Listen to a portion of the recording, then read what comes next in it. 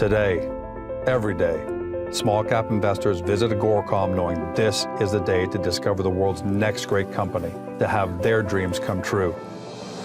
That's why I take to the open road, to find them, to tell their stories, to engage them, to bring them to life, because they want to connect with you from your office, your phone, your home, anywhere. Agoracom, find your dream.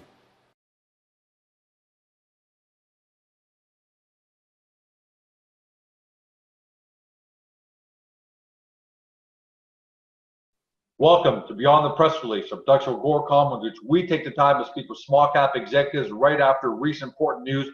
With us today, I'm happy to have again Barney Lachey. He's Vice President of Sales at STAR Navigation Systems. The company trades on the CSE under the stock symbol SNA, and for our friends in the US on the QB under SNAVF. Now, for those of you who are new to the story, and STAR's got a huge shareholder base, but there are a lot of people still discovering it, and I think they're going to keep discovering it. STAR Navigation primarily is known for having developed real world-time tracking and monitoring systems, specifically for commercial airlines, regional and business aircraft operators.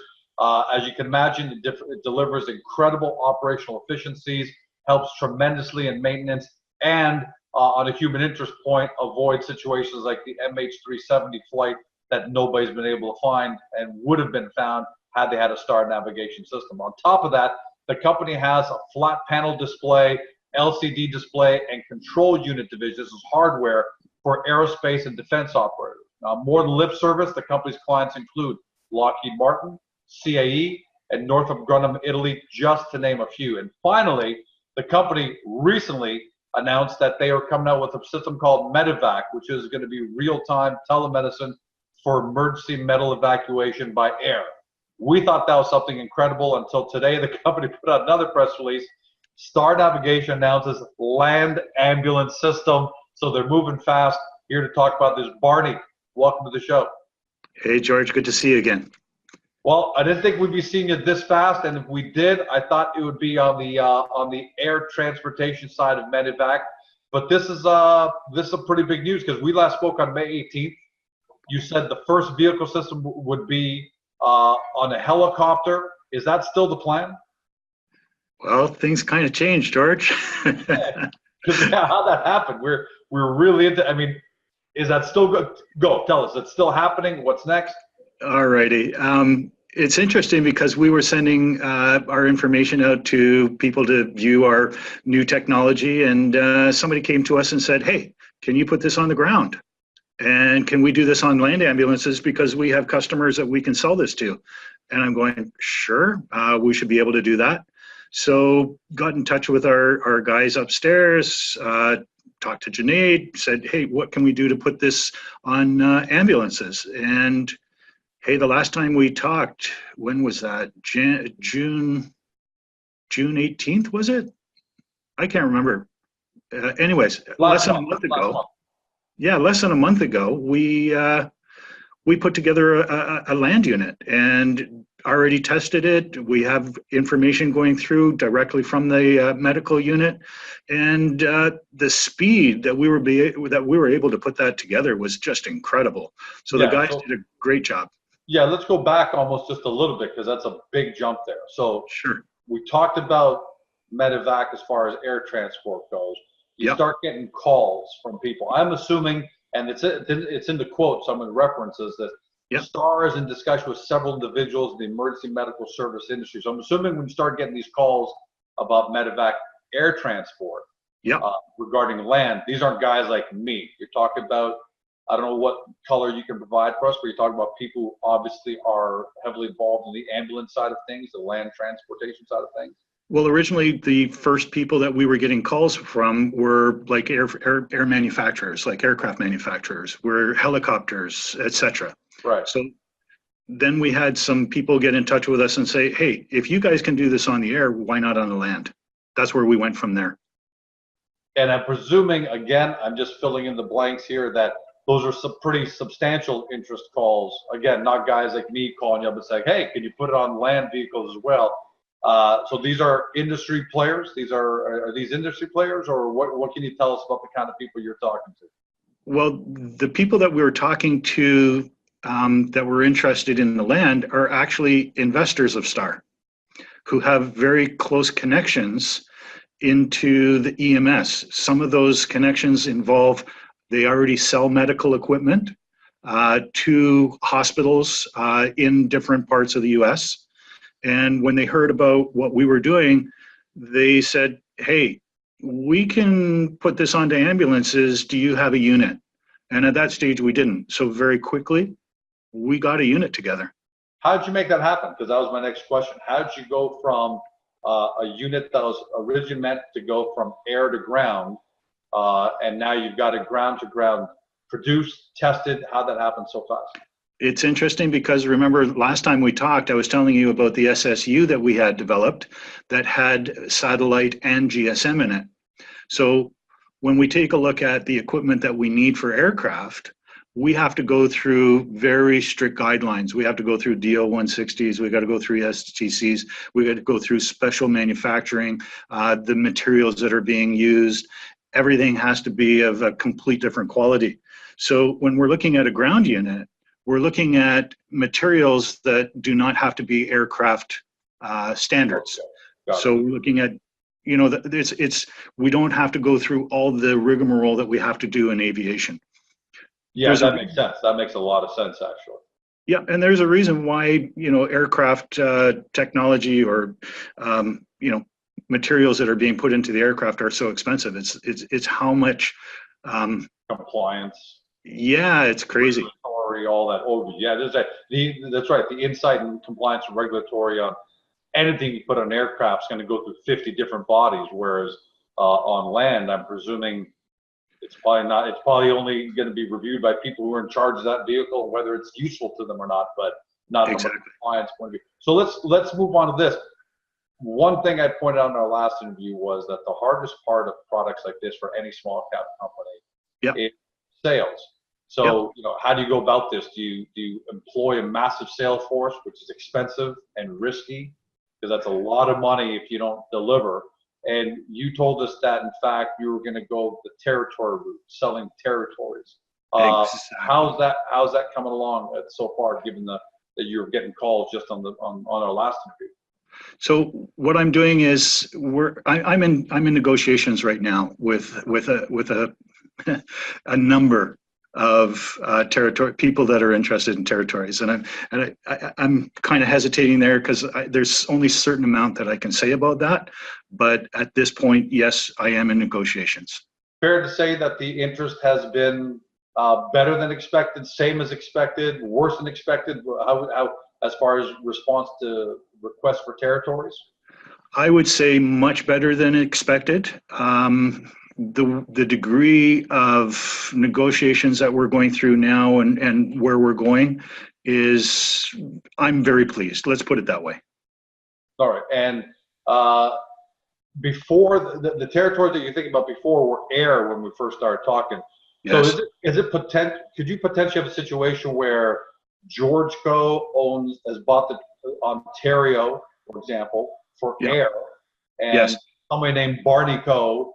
has bought the territorial rights for Ontario for land? Would that be a situation, or does one person have to fulfill both? Because they are two different things at the end of the day. Yep. The last time we spoke, I was actually talking about 4 different types. I was talking about land. I was talking about medical ambulances for air. I was talking about commercial, and I'm talking about military. So right now, what I'm working on is I am working on some air, and I'm working on a majority of land right now. All right. That's really interesting. So let's talk about for a second how this system, the land system, would help, because we know on the air side, that was a pretty clear situation. You've got people who are being transported specifically medically by air, and they got to be monitored. And then the second possible situation was you've got a jumbo jet flying to Greece from Ontario. A guy named George starts having chest pains, and you don't know if you should bring the whole plane down or have someone, do some diagnostics using medevac. So those are the use cases there. What are the use cases like on the ground side? Because devil's advocate, couldn't I argue that when an ambulance comes and gets me, I'm at a hospital in 10 minutes. So is it really that necessary? Obviously it is, but explain to me why. All righty. So let's take a look at today. If you were to get into an ambulance, number one, you're going to get picked up by the ambulance. You're going to have some paramedics that are going to take a look at you. They're going to take your pulse. They're going to do examination. So now you have to travel from wherever it is that you got picked up to the hospital. We live in Ontario. If you were to take a look at traffic in New York, or if you were to take a look at traffic in other states or really busy places, you're going to find that your travel time is actually going to take some time. It can be anywhere between 15 minutes to 45 minutes. Don't undersell Ontario, by the way, because a report just came out that Toronto had the sixth worst traffic in North America, worse than Canada. So yeah, it is pretty bad here, but point taken. So the big metropolises, time is of the essence because you're not getting there in 5 to 7 minutes. You're actually having to make your way through traffic. Exactly. So let's go from the paramedics picked you up, they put you in the ambulance, they brought you to the hospital. So as soon as they get to the hospital, they're going to see a nurse. You're going to go through an admission. And from there, there's going to be a discussion verbally between the nurse and the paramedic. This is what we did on the way, en route. That now has to be transferred into their computer, and then you're going to get admitted. That whole time period that the ambulance drivers are actually waiting for you to get admitted can be anywhere between 30 minutes to an hour, depending on how busy they are. Which means now an ambulance driver can't go out and pick up another patient because they're sitting there waiting. Right now, the way that we described it. Worse if it's a false alarm. You may not mind waiting with George if he's had a true traumatic event, but a lot of these are false alarms, right? They're not as bad as victims think they are, and now you've got personnel off the road waiting around with George because he's got heartburn, for example. Well, it's kind of funny. We're going through legalization of marijuana, but you've heard stories about people who maybe take a little bit too much and maybe the first time, and they all think they're having a heart attack. So what happens? 911, out comes an ambulance, and the guy's high as a kite, has nothing wrong with his heart. So immediately what you're going to know right away is there is no emergency. The guy's not having a heart attack. The guy's high. So when we take a look at where we're coming from, as soon as that patient is put into the ambulance, it's as if he's going into a virtual bed in the hospital. You're admitted the moment you hand over your card. The medical unit that would be taking all your system, as far as what your pulse is and your breathing and heart rate and all that kind of thing, is all being taken down and recorded. At the same time, a doctor is looking at it in the hospital, determining what treatment do you need, what can the paramedics do to best serve you. At the same time, there's something that really happens in a hospital, which I've just learned recently, is that when you go into a hospital, and you arrive, the emergency nurse, they call it triaging. They have to put you in order of urgency. So sure. So now that we would be able to start triaging you the moment that you get picked up, the doctor's going to know right away how urgent is your situation. You arrive at the hospital, you are going to be triaged while you're in the vehicle. The way that we're doing it now sometimes takes an hour just before you can get in. So it's a whole different story when we take a look at what we're doing with our technology and how we can change the way that hospitals are actually processing the people that are coming in for emergency services. So that explains how it works. And last thing I want to touch on here is a sentence out of the press release I was just looking at. These recent breakthroughs in STARS technology have garnered the interest of large companies operating in that field. Yes. Obviously, you can't mention who they are, but you are mentioning this press release that it's garnered their interest. So earlier you said that it's individuals that we're talking. So I didn't really drill down, but this interests me here. Large companies operating in the field. This is the land side. So we talked about Canadian companies, American companies. Are you able to be more specific as to just the type of company, not name, not size, but it seems like that's a pretty positive and specific statement in the press release. Yeah, and if I put you on the spot, let it go. But I have to ask because I know people at home are probably thinking the same thing. If I were to say the names, that's obviously I can't. No, of course, I don't. Let me tell you that we have interested parties in other parts of the world. When I'm talking about Europe, I'm talking about the US, I'm talking about Canada. When I'm talking about players in the field, I'm talking about some substantial players that are coming in, asking us a whole bunch of questions and wanting demonstrations and so on and so forth. Yeah, and I want to bring that up because it's not just individuals calling in saying, hey, I'm interested in territory, but when I see that, when you're publicly stating in a press release that it's some larger organizations in the space. I had to say individuals, George, because I can't say who they are. But yeah, no, we're talking companies. We're talking, some very high-profile companies that everybody would know their name as soon as I said them. When we last spoke, last question, and I said that this is the second time, so I mean the last question. Last time we spoke, when you talked about selling territories, you were confident when it came to air territories. Yes. That you'd probably have your first sale before the end of 2018, if I remember correctly. Yes. And you had a pretty good feeling that was going to happen. Yep. How much greater of a probability has that become as a result of the land medevac and the kind of calls you're getting? Prior to the end of 2018, much prior. Yeah, no, but that's what you said last time, but how much stronger is that probability now? George, I'm in negotiations and things are progressing very, very quickly. It's a short time. Okay.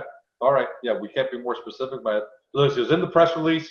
You talk about large organizations, some of the largest companies, quote unquote, let me read this again, some large companies operate in the field. So those are serious calls. And I like to hear things like that. I like to read things like that, but that's why I'm kind of putting you on the spot and see what else we can get. We'll see how fast that actually is. We'll see soon. Well, Barney, congratulations on moving this fast from air to land transport. I didn't really see that coming. I don't know if anybody else did, but that says a lot about the technology, which is already a winner to begin with. And you had great interest. So we're looking forward to how fast we're going to have you back on, because I certainly was expecting to have you back on right after Canada Day. Tell you what, when I do make that sale, I'll call you and I'll say, hey, George, put me on quick. Make sure you press release it first. Then call me right after. For sure. Will do.